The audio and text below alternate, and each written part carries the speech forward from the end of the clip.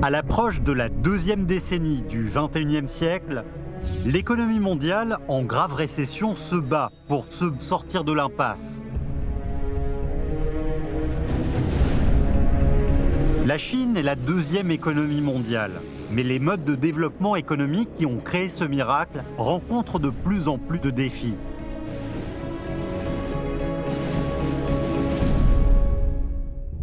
Les puissances de traction des investissements et des exportations deviennent de moins en moins importantes, tandis que les prix de l'immobilier, de la main-d'œuvre sont de plus en plus élevés et que les contraintes de ressources et d'environnement sont de plus en plus grandes.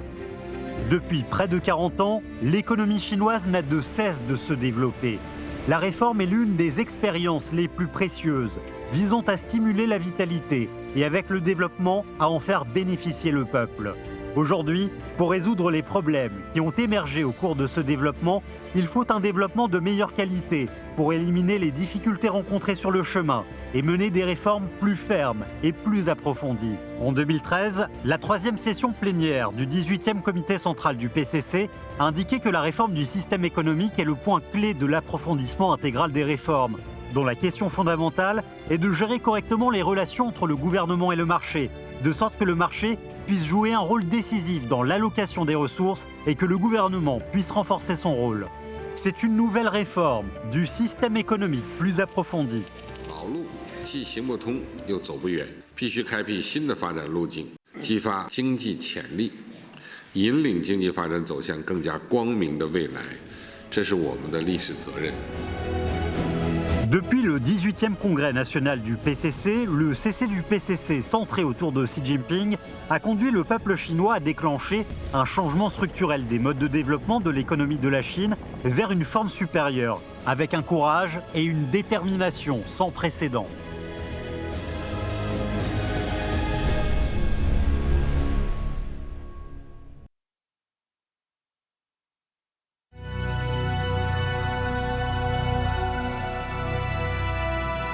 En 2008, une crise financière internationale a balayé le monde. Bien que la croissance de la Chine ait été stabilisée à court terme, à partir de 2011, les taux de croissance des investissements, de la consommation et des exportations, taux qui ont fait grimper l'économie chinoise de ces 30 dernières années, ont chuté. La croissance économique a continué à ralentir. Dans le même temps, la consommation des Chinois à l'étranger est en hausse. Ces dernières années, des milliers de milliards de yuan ont été dépensés à l'étranger tous les ans, de produits de luxe aux articles ménagers. En ce qui concerne les entreprises chinoises, elles vivent avec de plus en plus de difficultés suite à la baisse des ventes de nombreux articles. La capacité excédentaire se fait sentir dans l'industrie du fer et de l'acier, du charbon et dans beaucoup d'autres industries. Les bénéfices en sont réduits. Habitués à une croissance rapide depuis des années, beaucoup de Chinois ont du mal à s'adapter à un léger ralentissement. Est-ce un changement à court terme ou une tendance à long terme?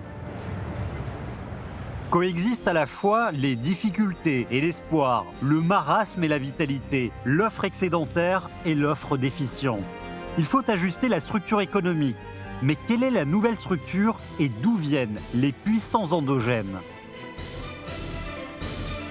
社会各界、市场、各级地方政府，甚至包括在部门当中，都有一些不同的声音、不同的意见。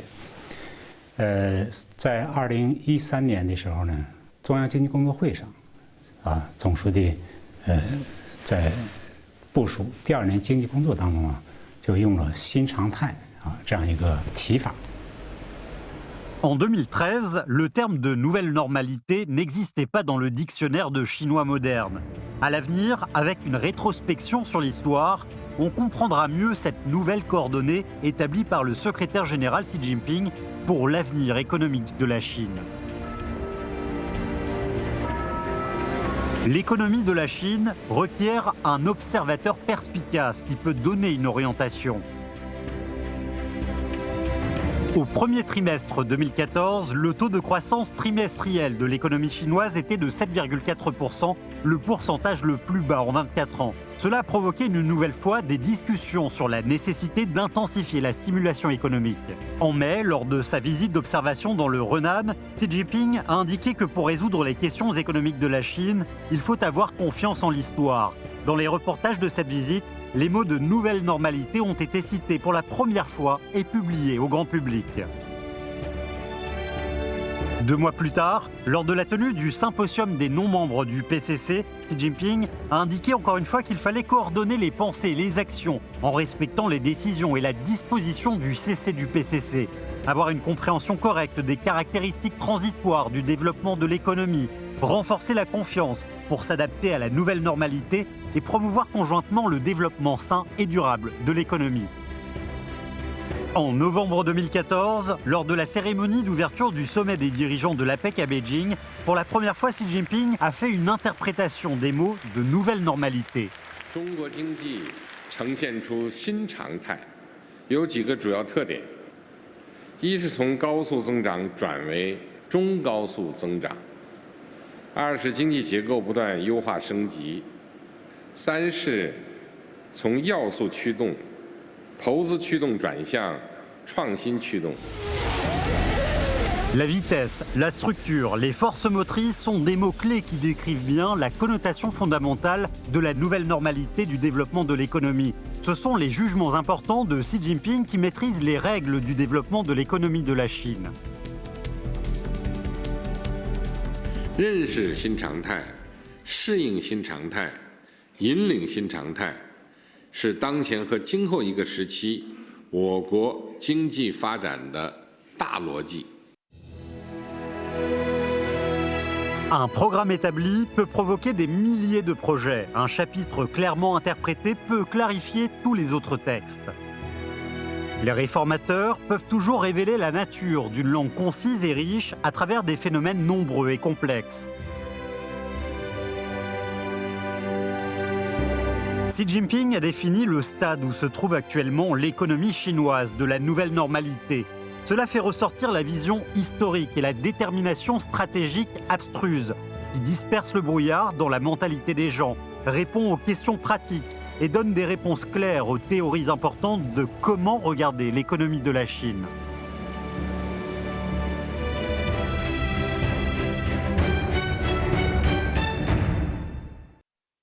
Les érudits savent modifier les stratégies et les méthodes selon les situations. Les sages savent établir des nouveaux modes de gestion en respectant les changements de situation.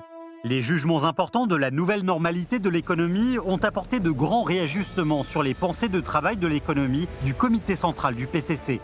En novembre 2015, lors de la 11e réunion du groupe central de direction pour les affaires économiques et financières, Xi Jinping a indiqué qu'il fallait modérément élargir la demande totale, tout en s'efforçant de renforcer les réformes structurelles du côté de l'offre, améliorer la qualité et l'efficacité du système de l'offre, accroître les forces motrices de la croissance et promouvoir l'élévation de l'ensemble du niveau de la production sociale. Outre le lancement de la nouvelle normalité du développement de l'économie, les réformes structurelles du côté de l'offre sont une autre grande innovation théorique de Xi Jinping. Elles sont une réponse à l'appel de l'adaptation et de la direction de la nouvelle normalité de l'économie et une réponse à qu'est-ce qu'on doit faire. 在这个过程当中，总书记亲力亲为，连续开了3次中央财经领导小组会议，来去研究。第一次是确定要推进供给侧结构性改革。 第二次呢是研究供给侧结构性改革单项方案的工作思路，接下来第3次的财经小组会呢是研究具体的工作方案，就一环套一环，环环相扣，最后把供给侧结构性改革推向深入。 Autour des réformes structurelles du côté de l'offre, qui sont la ligne principale, le comité central a donné une prescription traitant à la fois les symptômes et les causes du problème.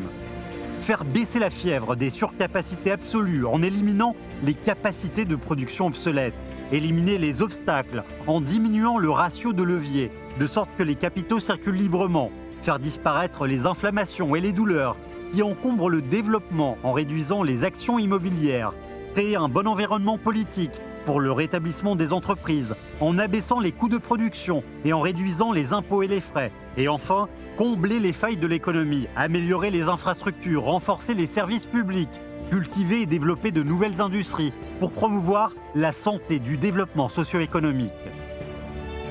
En 2016, 290 millions de tonnes de production de charbon ont été réduites.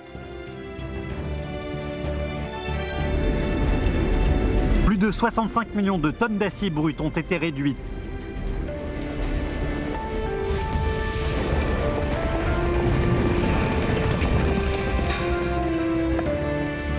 L'économie de la Chine, avec une détermination à toute épreuve, a dit adieu aux anciens modes de développement.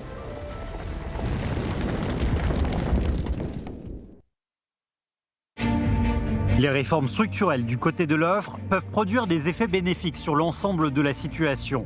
Beaucoup de missions d'approfondissement des réformes et des systèmes économiques proposées par la 3e session plénière du 18e comité central du PCC ont commencé à présenter une tendance en se développant les unes après les autres. En 2017, les efforts concernant les réformes structurelles du côté de l'offre se sont étendus dans les domaines de l'agriculture, du redressement de l'économie réelle et de la promotion du développement stable et sain de l'industrie immobilière et autres.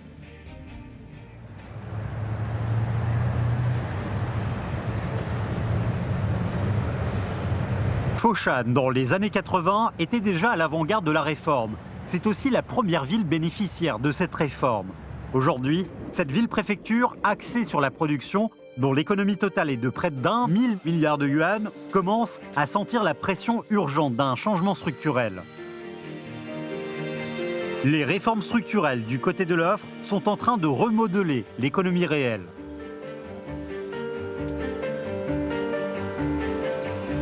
Voici une usine de céramique à Foshan. Chaque jour, sa ligne de production peut produire 10 000 mètres carrés de carreaux de marbre vendus dans le monde entier. 去年中国陶瓷出口下降了33.75%，每公斤瓷的销售单价下降了28%。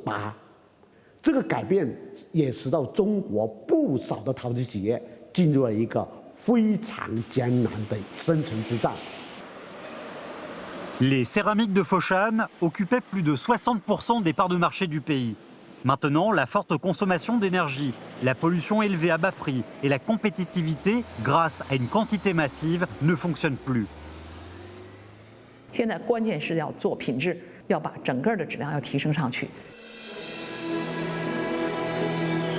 Sous la direction du gouvernement, 14 entreprises de Foshan ont conjointement mis en place une plateforme industrielle réunissant des experts de l'industrie.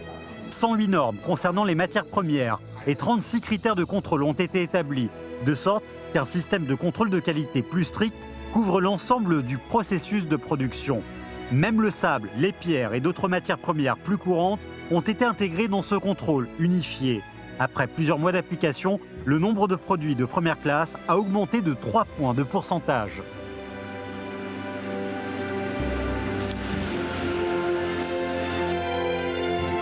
En ce moment, de nombreuses entreprises de fabrication sont en train de réajuster leurs lignes de production. Le contrôle de processus plus fins et des équipements plus avancés font en sorte que l'offre réponde mieux aux besoins du marché. Non seulement Foshan, mais plus de 220 produits fabriqués en Chine, dont la production se place au premier rang mondial, sont en train d'écrire une histoire de transformation et de mise à niveau de la grande transformation du côté de l'offre, de l'existence à la bonne qualité.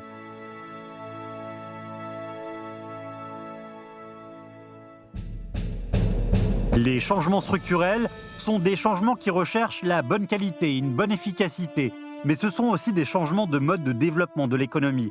Les changements structurels sont des changements globaux et profonds. Les efforts importants pour approfondir les réformes structurelles du côté de l'offre cherchent à améliorer les relations entre le gouvernement et le marché.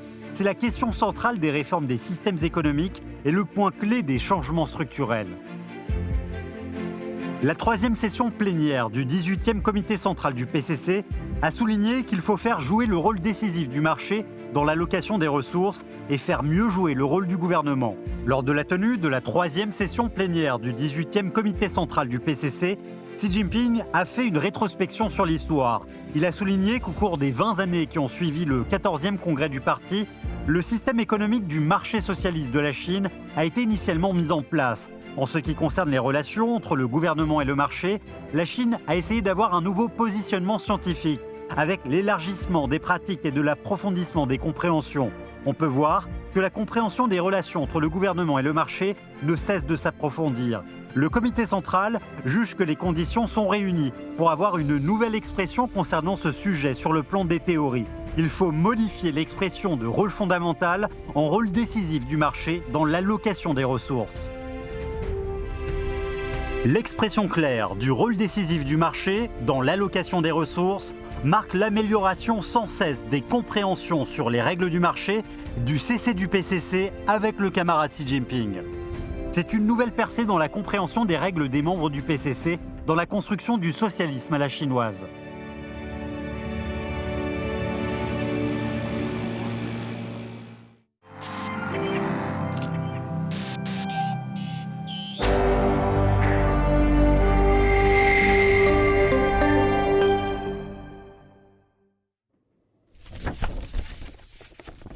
Cette carte de la longue marche de 10 000 li de plus de 8 mètres de long est un schéma dessiné par Cao Zhiwei, membre de la CCPPC de Guangzhou.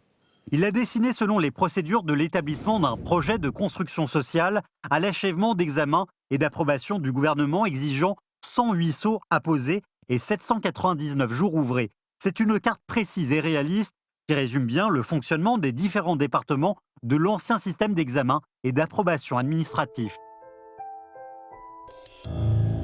Parmi les efforts de bien traiter les relations entre le gouvernement et le marché, les réformes des systèmes d'examen et d'approbation administratif en font une partie. Elles sont une révolution qui nous pointe avec un couteau tranchant. Les difficultés des réformes sont naturellement importantes.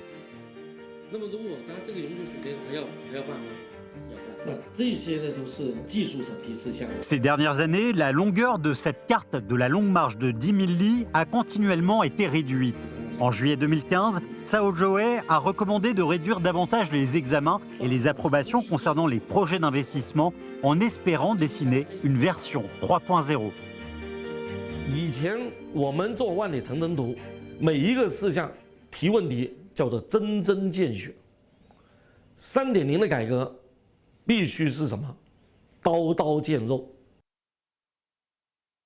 Cao Zhiwei a soumis la proposition concernant la réduction des examens et des approbations administratives du statut de membre de la CCPPC. Il a recommandé d'annuler 76 examens et approbations. La réponse montre que 23 d'entre eux ont présenté des changements et 5 ont été annulés. 每一项的博弈，因为什么？每砍到一项审批，你就拿掉了一些人的饭碗。 La carte de la longue marche est raccourcie, elle peut devenir plus courte. C'est un miroir qui reflète les difficultés des réformes et qui enregistre également les percées des réformes.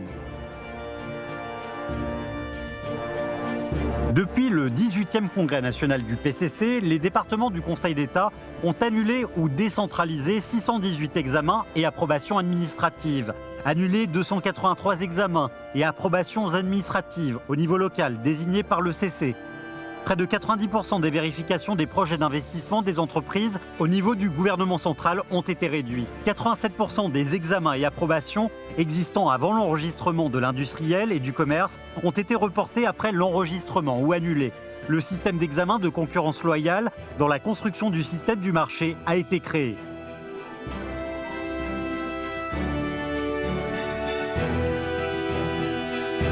Aujourd'hui, chaque jour, plus de 15 000 entreprises voient le jour en Chine.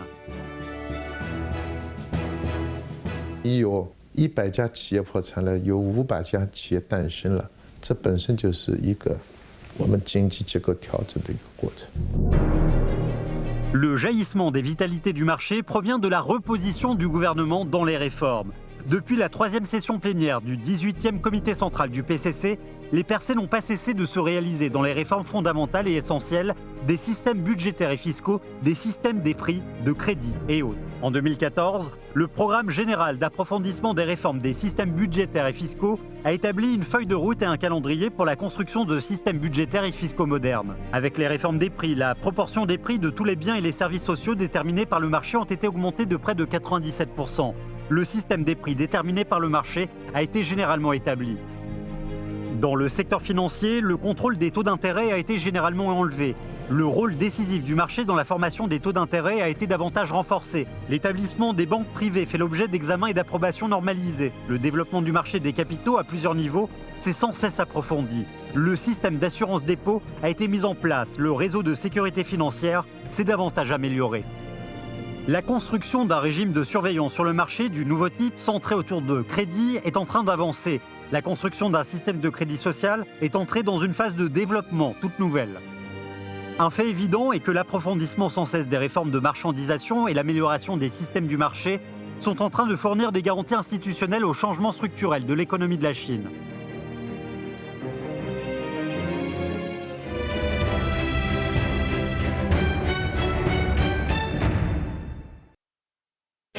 Pour diriger le développement économique de la nouvelle normalité, il faut rechercher de nouvelles forces motrices et la fouille de nouveaux élans tels que le changement de vitesse, l'optimisation structurelle et la conversion des forces motrices.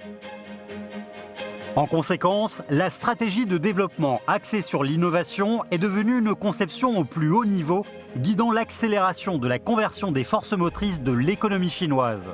Avec une disposition systématique et une promotion vigoureuse de Xi Jinping, la Chine est en train d'entrer dans une nouvelle phase de développement axée sur l'innovation.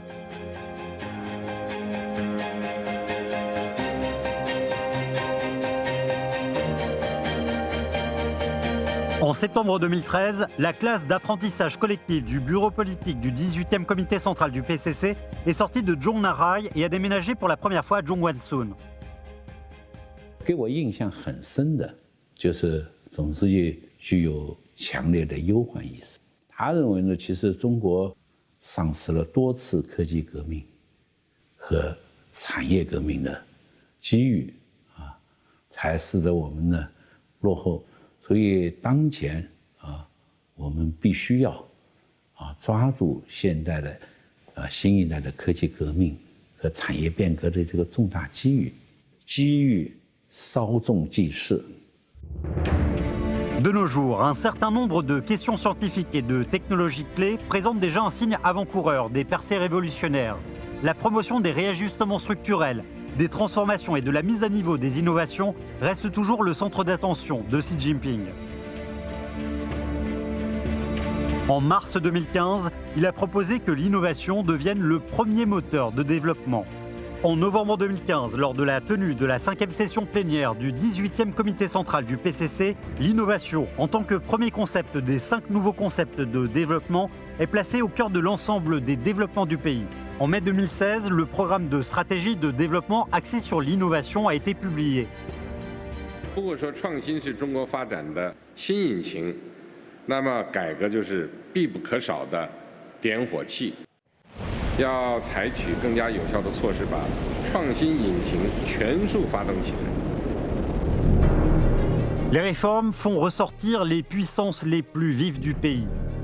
Quelques avis sur l'approfondissement des réformes institutionnelles et structurelles pour l'accélération de la mise en œuvre de la stratégie de développement axée sur l'innovation du Conseil d'État et du CC et le plan de la mise en œuvre de l'approfondissement des réformes des systèmes scientifiques et technologiques ont été publiés. La plateforme de gestion scientifique et technologique du pays, la planification de développement, les règles de fonctionnement et les méthodes de gestion des laboratoires nationaux ont été établies. De grands plans et projets scientifiques internationaux ont été organisés sous notre parrainage.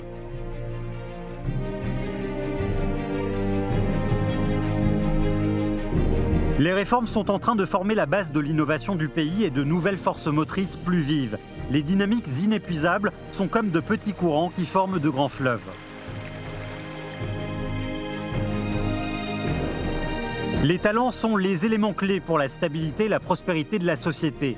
Le point clé de la promotion du développement axé sur l'innovation est de relâcher le potentiel des talents d'innovation, de mettre en œuvre des politiques de distribution axées sur les valeurs des savoirs, pour stimuler l'enthousiasme d'innovation et de créativité du personnel scientifique et technique. Depuis le 18e congrès national du PCC, la circulation des talents a présenté de nouveaux changements. De plus en plus d'étudiants ayant étudié à l'étranger ont décidé de retourner en Chine pour frayer de nouvelles voies professionnelles. C'est la plus grande vague de rapatriés depuis la fondation de la Chine nouvelle.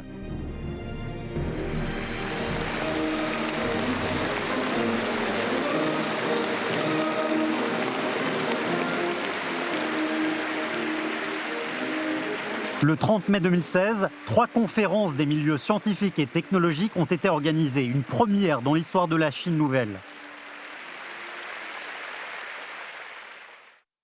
那天总书记做完报告以后，我去送他的时候，都叮嘱了我一句话：“王阳同志，你观察到没有？和科技人员切身利益息息相关的掌声，是从后面往前面来的，楼上往楼下传的。我也观察到后面坐的是年轻的科技人员，要从掌声中感受到科技人员的期盼。” Ces applaudissements sont une expression de résonance, de réponse et de salutation.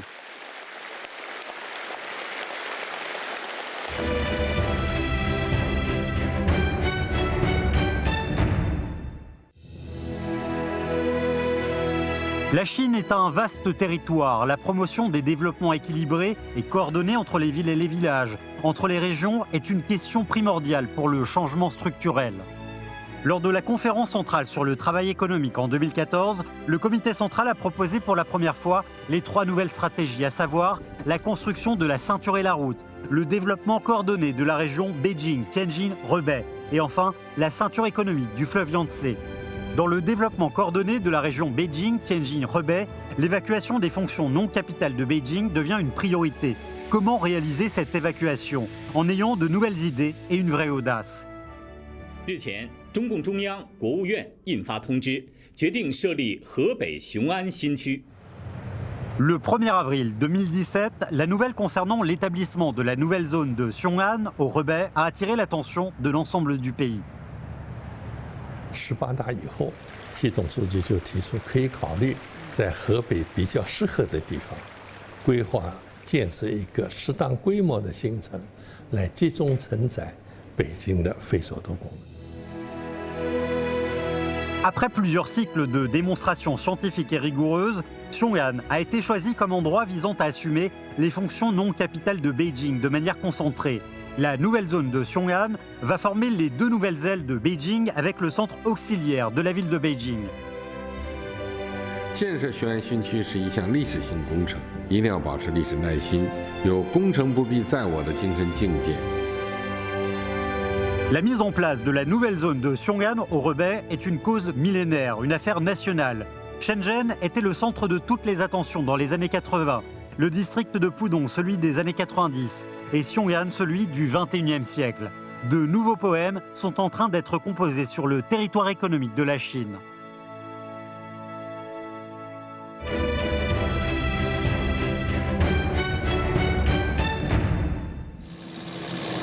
Le cœur des réformes rurales de la Chine est toujours la question foncière. Les grandes réformes commencent de la terre et obtiennent des réalisations dans la terre. On cherche sans cesse de nouvelles opportunités pour promouvoir en profondeur les changements institutionnels.